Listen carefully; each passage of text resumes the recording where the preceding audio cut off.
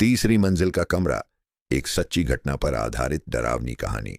साल 2018 की बात है। दिल्ली के पास एक छोटा सा शहर रोहतक। वहां एक लड़का रहता था, अभिषेक, जो नई नौकरी के लिए शहर आया था। पैसे कम थे, इसलिए उसने एक पुरानी बिल्डिंग में सस्ता कमरा किराए पर ले लिया। बिल्डिंग बहुत अजीब थी, 3 मंजिल की।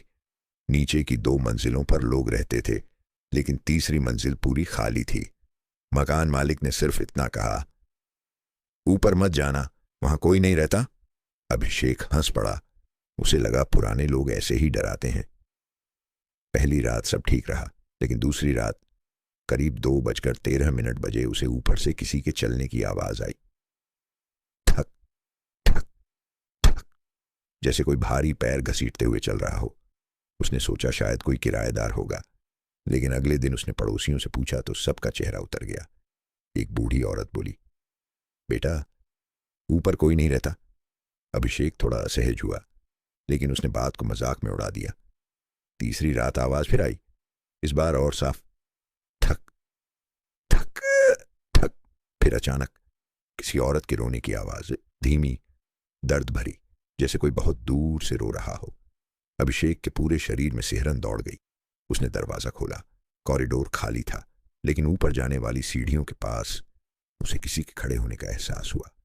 वहां अंधेरा था, और अंधेरे में उसे लगा जैसे कोई सफेद कपड़ों में खड़ा उसे देख रहा है।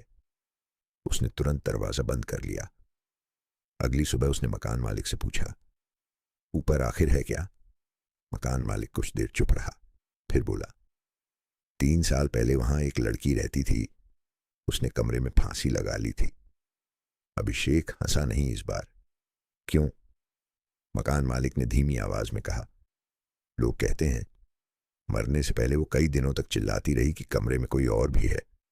उस रात अभिषेक ने तय किया कि वो जागता रहेगा। रात के 2 बजे सब शांत, फिर ठक ठक ठक।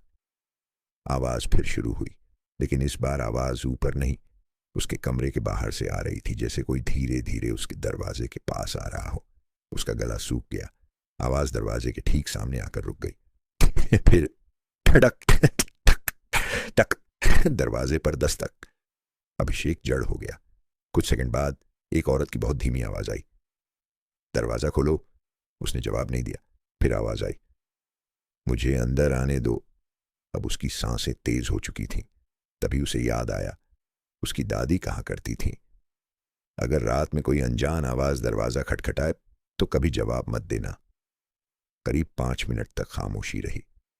फिर अचानक उसके कमरे की खिड़की पर किसी ने जोर से हाथ मारा। धड़ाम। अभिषेक चीख पड़ा। वो तीसरी मंजिल पर नहीं था, उसका कमरा दूसरी मंजिल पर था। खिड़की के बाहर कोई इंसान खड़ा ही नहीं हो सकता था। धीरे धीरे उसने हिम्मत करके पर्दा हटाया, और जो उसने देखा, उसके बाद वो कभी उस बिल्डिंग में नहीं रुका। खिड़की के बाहर एक औरत उल्टी लटकी हुई थी। उसके बाल नीचे हवा में झूल रहे थे। चेहरा पूरी तरह सफेद, और उसकी आंखें पूरी काली। वो मुस्कुरा रही थी।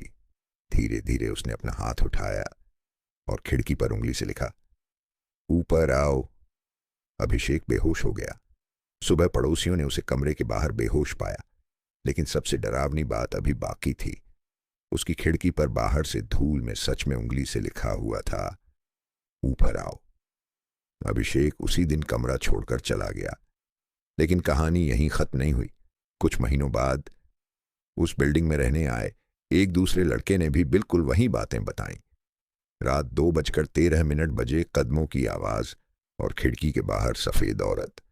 आज भी वो तीसरी मंजिल खाली है, और वहां रहने वाले लोग कहते हैं, अगर रात के ठीक 2:13 बजे तुम ऊपर वाली सीढ़ियों को ध्यान से देखो तो एक लड़की दिखाई देती है जो किसी का इंतजार कर रही होती है।